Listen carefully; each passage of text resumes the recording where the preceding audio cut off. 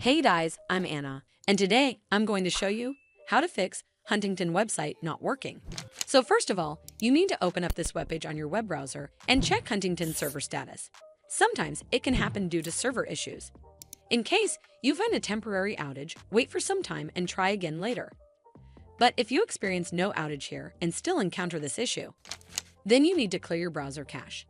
For instance, on Chrome, you simply need to hold down Ctrl, Shift, and Delete key on your keyboard.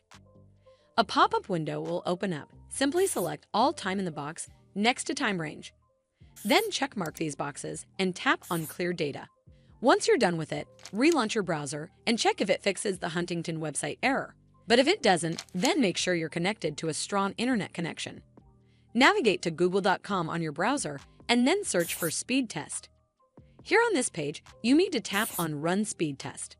The minimum speed required for Huntington is usually 2 to 3 Mbps. So if it's anywhere near or above this number, that's fast enough. If your internet speed appears to be unreasonably low, then you may need to contact your internet service provider for help. This should fix the issue, but if it doesn't, then you need to contact Huntington customer support officials. Simply head over to the support section within the Huntington website to contact customer support officials. Hopefully, the Huntington customer representative will help you fix Huntington website not working issue.